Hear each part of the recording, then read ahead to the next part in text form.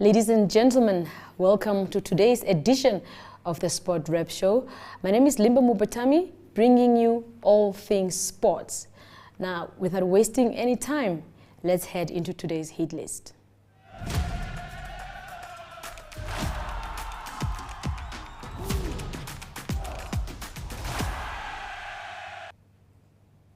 The FIFA Normalization Committee has communicated latest progress relative to normalization of football, particularly to consider the commencement of the top-tier domestic league.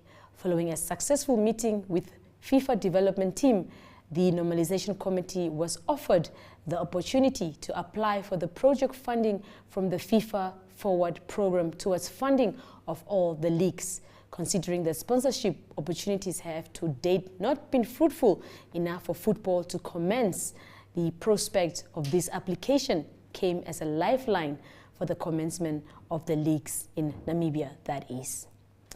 Now, the Central South Africa hockey qualifiers kick off tomorrow, and within the mix, you find Namibia as they are set to face Malawi in their opening match and will face Zimbabwe as well. Now, the competition starts tomorrow and will run till the 4th of September. So best of luck to the Namibian team. Also, this weekend saw the successful conclusion of the 7th national tournament for junior players for 2022. Players from across the country participated in this event. Khomas, Erongo, Ojuranjuba and Ochikoto were regions represented in the mother city. The Sanlam-sponsored event saw older players battling fiercely for top spots in the games. A total of 61 players with ages ranging from 8 to 24 years played 109 singles matches over 2 days in 18 courts, or rather on 18 courts in Windhoek. The talented young Namibian players displayed their skills and treated spectators to a feast of exciting tennis. It is evident that tennis in Namibia is improving as more players contest the top positions in each age category. Now, moving onwards, the Cosafa Women's Championship will start tomorrow. The Brave Gladiators of Namibia are also in the competition and will face Zambia in their first match on Thursday.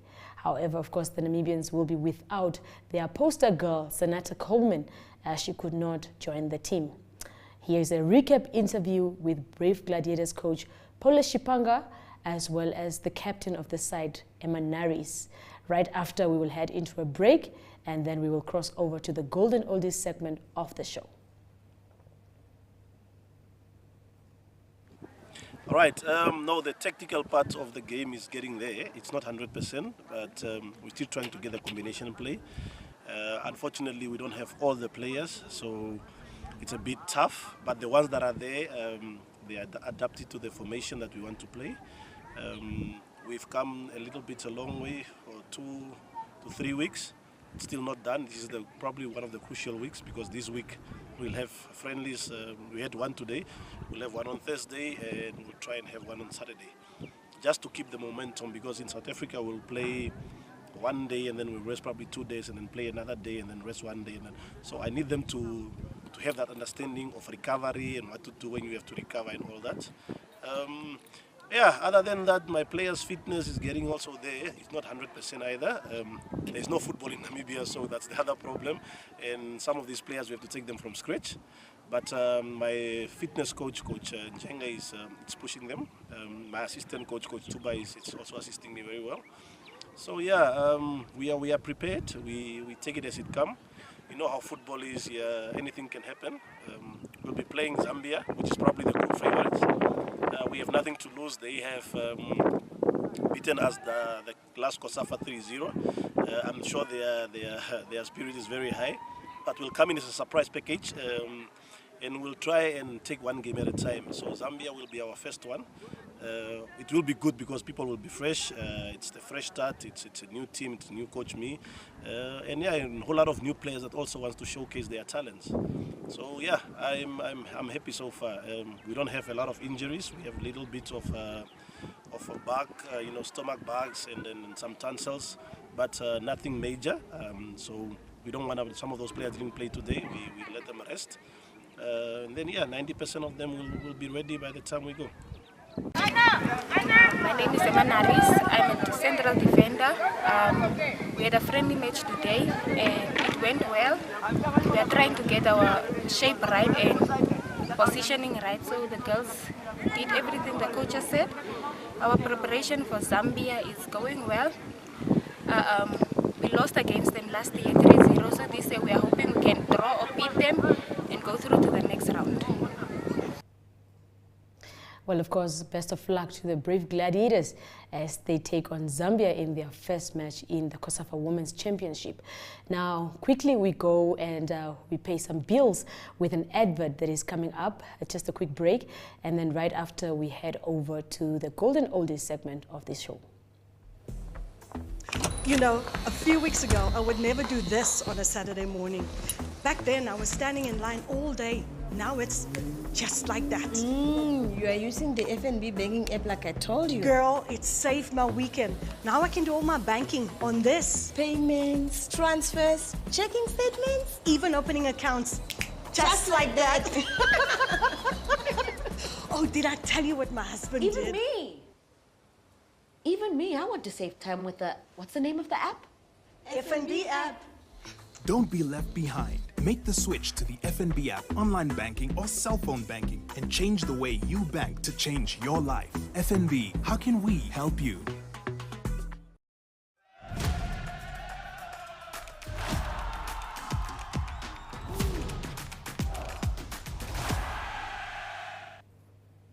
The golden oldie for today is none other than the current director of sports, that is Jo Ann Manuel. Now, of course, this is a recap interview. Now, Manuel is a former volleyball player. She played netball as well back in her day a little bit, and now she sits in the office and tries to help other athletes, you know, from the confines of her office. Now, she has shaped the sports fraternity in Namibia in so many ways, and because of that, we caught up with her so she can just tell us a little bit about what she has been doing, which of course includes her former job as well and the aspirations that she has with her current post. So here she joins us for this recap interview. Stay tuned for this. Good afternoon, viewers. So we are joined by the current director of sports, Ms. Jo Ann Manuel, just to, you know, speak to us a little bit about her current role, her previous role as well, as she was with the marginalized people for almost 19 years as well. Welcome to the show, Ms. Manuel. Thank you so much. Yeah, so as I've mentioned, you were with the marginalized people, including the people with disabilities, since 2009 actually. That is close to 19 years. How did you come into that role? Well, I just applied as any other person would have applied, but myself, I'm a person from a sport background. From the university to my high school years in primary school, I was an active athlete, and I just took on the opportunity to come and lead that division, and fortunately I was successful, and I'm sure that we have done a good job, because I believe that people with disability are the cream of the crop when it comes to sports in Namibia. Now, what would you say were some of the highlights that you can mention having worked for that division over the years? Obviously, the highlight was when Johanna Benson won her medal in 2012 Olympic, that was in the UK. And then obviously Ananias also winning his gold in Brazil. But for me, the performance was that I could turn around disability sport. And we are at a level where we are in our own league compared to the able-bodied. And it just proved to you that disability does not mean inability. It's just differently able. And we have proven it as people with sports with people with disability in sport in the country. And I'm grateful that I leave a foundation that cannot be shaken. Whoever is coming on board should just extend the wall. As they say, the sky is the limit. Yes, of course. Now, with positives also comes challenges. Or with some of the challenges that you experienced? The biggest challenge we have is funds. You know, government is trying by all its means, and I mean, the last 2-3 years with COVID did not make it easy for all of us. There was a stage where we could not even do practice sport because of the ban through the regulations. But mostly for us, it is funding, because the will is there, the athletes are there, the technical officials are there. But if we don't have the economic power, there's little you can do, because whether you go to Durban, whether you go to the field, it needs money. Yes. Of course, now, having moved from that division, now you are the current director of sport. You've been in office for a couple of weeks. How do you find that? Okay, being in the sector for the past 13 years, I really don't find something that I don't know. So, as I said, it's again the issue of funds, market-related budgets. Are we having budgets that are relevant? For me, is the issue of facilities. You know, if people want to do sport, we need to provide them a space where they can train. If it's swimming, let's have a swimming pool. If it's a soccer pitch, let's have a pitch. If it's athletics, let's give them a track where they can train. And that's what I'm advocating, that let us give the people the facilities, and obviously the rest will come into place. Now, of course, speaking about sports, it is a very big portfolio that you have right now. You look at junior sports, you look at secondary school sports, you private sectors, you look at national competitions and so forth. How do you think you will manage to assist all these different areas with your new position? I think people are forgetting that I'm just promoted to a director. I'm still having my team. Yes. Yeah, I'm still having my team, and I think I'm blessed to have a team that I have known for the past 13 years. And again, my team is probably also blessed to get somebody to steer the wheel that they already know. So there's no new things that are coming in. We all know what is our problem, and we all know what we should look to in order for us to deliver. And that is what we are going to do, hold our hands and push forward, that come 2024, we deliver at the Paris Olympics and Paralympics. Comes 2027, if we win the bid, then our team should be ready to diligently represent us. And come 2026, if the Africa Region 5 Youth Games comes to us, we deliver as a nation, and we are just steering the wheel, but under there, there's everybody that is needed in the system. Now, for the previous 5 to 6 years, the sports fraternity has been looked upon as a stepchild, if that is the right word to use. Now, when it comes to the national budget now, as an example of the allocation that is, are you going to join those people who will be lobbying for an increase in this budget? I think I'm blessed that I started in the time when we get a new ET. We have already informed our ET that we really seriously need to relook at the budget that is given to sport. And I believe that with the new ET, we can push forward, and with our minister who seriously understand the whole process, I believe with the two, my ET and my minister, and on the front side, I believe we can deliver, because we know and we've been advocating for a long time that we need to reconsider what we are given as a ministry, because, you know, the youth are the majority that are unemployed. And the most simplest thing that you can do, as my ED have said, empower them through sport. Let us make sure that the professional sports that we are advocating in the Harambee Prosperity Plan, as well as the NTB5, is transformed into the reality. And it can only be transformed into reality if we are given funds. Because when we say professional sport, it means that our athletes, our coaches, whoever is involved, must make a living out of sport. And for us to make sure that the sports people can get a living out of it, we need to pump in money. We need to give the facilities, we need to capacitate the federation, and we need to empower them financially so that they can get these people to go out and have more competition and be noticed by other international clubs out there. Of course. Yeah. Now, we have looked at Ms. Manuel when it comes to the work area of things. Who is Ms. Manuel outside of the office? I understand you played netball back in the day, and so maybe you can tell the viewers, who are you, what do you do when you're not in the office? Maybe the family aspect as well? Well, Ms. Manuel is a former athlete herself. I was doing shot put and discus. I specialized in athletics, and I was doing actually volleyball when I was still slender. Netball, I was just asked by my teacher to go help out the team, but I'm actually from volleyball. At university, I focused more on my athletics, where I was the champion for many, many years in discus and shot put.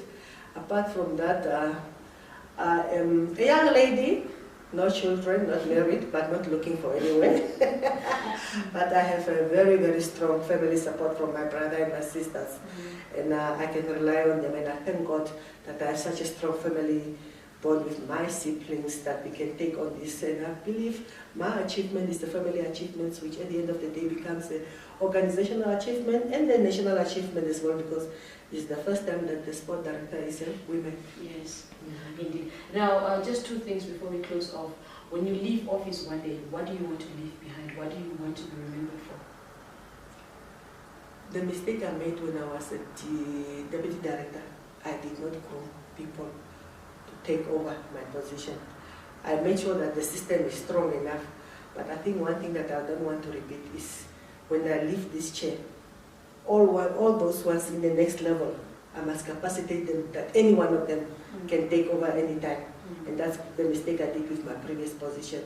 I was more making sure that the system is operational, governance and all the other things, but I forget about the person to take the lead. And this is what I'm going to do here, that everybody should be ready to take over if I leave, whether it's through marriage, whether it's becoming a diplomat, or just retiring early. Yeah. Of course, now the last question is, Manuel.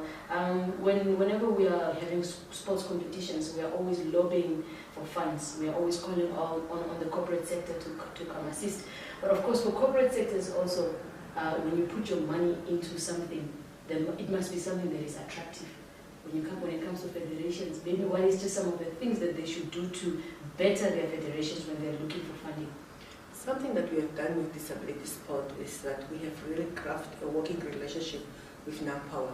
That's why you hear that the team that was in USA, the Unified Special Olympic Unified Football, it was 100% funded by NAMPower.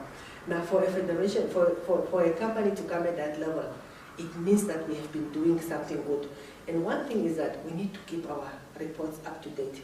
We need to make sure that our financial statements are as it is, and they are really to the point, and that we account for the money that we are given. And that is the thing that will attract the sponsors. You account for the money, you carry yourself proper, because nobody wants to be associated with chaos. And in disability sport, that's what we did. We did not talk, you did not see us going to the media. We were just on the pitches and offices doing our work the best. And NAMPower noted, and that's why I'm saying NAMPower is no more a sponsor for us in people with disability. NAMPower is a strategic partner. And this is what I'm going to advocate, that you start with your sponsor, but at the end of the day, they must become strategic partners, because being a sponsor is limited, but a strategic partner, they will come and even capacitate you. Like right now in Special Olympics and Paralympics and Deaf, we are going to have a meeting where NAMPower have asked us to submit documents, the format they wanted, and they are going to assist us. And that relationship is what we have to bring to the rest of the bodies, that accountability and that working relationship between the sponsor is needed. Well, thank you so much, Ms. Manuel, and best of luck with your new position. Thank you so much for coming. Up next is Ari Hochad, lined up to bring us international news.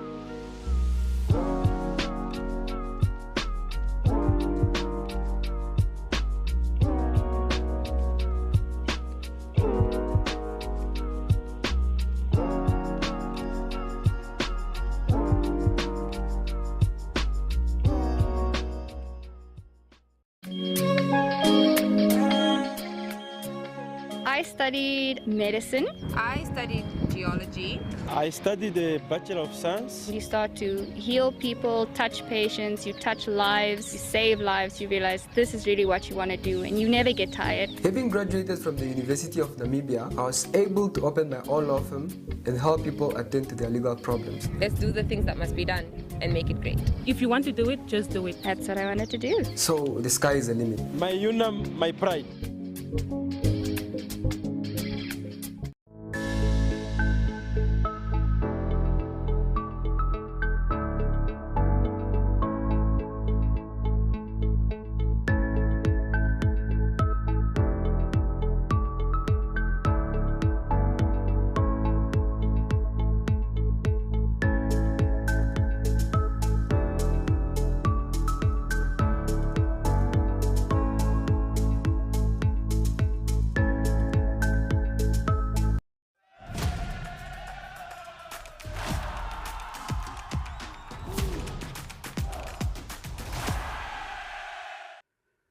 Good day everyone, time for international sports news, and starting off with tennis news. It is one of the majors, the 4 majors that started in New York. It's the US Open, together with the Australian Open, the French Open and Wimbledon. They the top 4, or they're the 4 majors. And news from the tournament is that some of the top seeds already lost in the first round.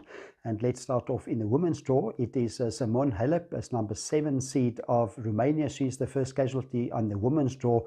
She lost to Daria Svinga in the first round. She's from the Ukraine. The score there 6-2, love 6 and 6-4. Serena Williams safely through to the next round, second round. She indicated earlier that she will retire after this year's US Open, and she beat Danka Krovic by 6-3 and 6-3.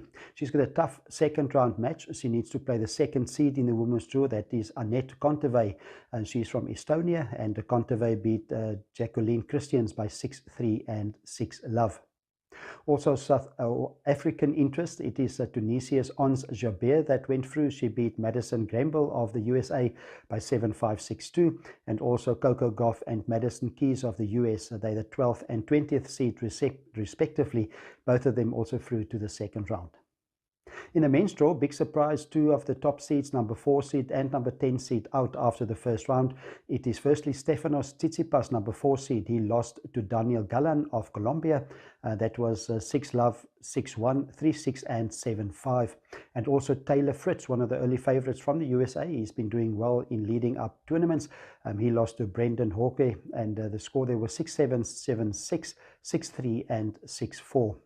Nick Kyrgios, the number 23 seed, is safely through, and also Daniel Medvedev, the number 1 seed. He opened up the tournament on the center court. He beat Stefan Kozlev of the USA. That was safely, also easily in 3 sets. Moving on to soccer news, football news from the English Premier League, and it is Bournemouth coach. His name is Scott Parker. He's been sacked by his club just 4 games into the new season, and that came after the club Bournemouth lost by 9-0 against Liverpool the past weekend. According to people close to the club, it is not the only reason why he was sacked. Apparently leading up to this game, he was not in a good position. He had differences with the owner, Maxim Demon, and also the board related to signing new players. But now he has been sacked after the 9-0 loss. They did well starting off in the season. They had 3 league points after 3 games, actually more than Liverpool. But now Gary O'Neill needs to take over from Scott Parker. Also soccer news in the transfer window still. It is Manchester United. They're about to sign a very expensive deal for the services of Brazilian Anthony. He currently plays for Ajax, and he's reported to go over to Manchester United on a deal that's worth £80 million. That will be the 4th most expensive signing ever in the history of the English Premier League. He's 22 years old, and he was coached at Ajax by the current coach of Manchester United, Erik ten Hag. And now continuing international sports news with rugby news. That is news from the 2023 Rugby World Cup in Paris. And it's news from France is that the CEO of the 2023 World Cup Organizing Committee, that's Mr. Claude Archer, has been suspended by the French sport minister, and her name is Amelia Oda Castera, and that is because of his management style. It's been reported in June already in some of the publications in France. One of them, L'Equipe, that accused Mr. Archer of having a management style of terror, and that was all related by the way he treated staff. So he will be replaced in the organizing committee. The World Cup in France will start on the 8th of September 2023, and the final will be played on the 28th of October.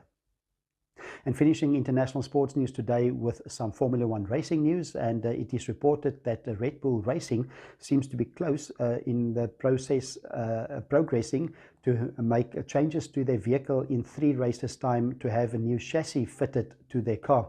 That it will be for the Red Bull Hondas driven by Max Verstappen and Sergio Perez. Max Verstappen leading at the moment quite convincingly, 284 league points he's got, and Max Verstappen 191, and Ferrari is Charles Leclerc 186. So it's reported that the new chassis will be 4 kilograms lighter than the current one, and that will give Red Bull even more advantage, and it will equate to probably 0.14 seconds faster on a lap. So that's international sports news for today. Hope you have a great sport day, and we talk again tomorrow. Goodbye. Thank you so much, Ari. Now that wraps up today's sports show. Please catch us again tomorrow, same place, same time.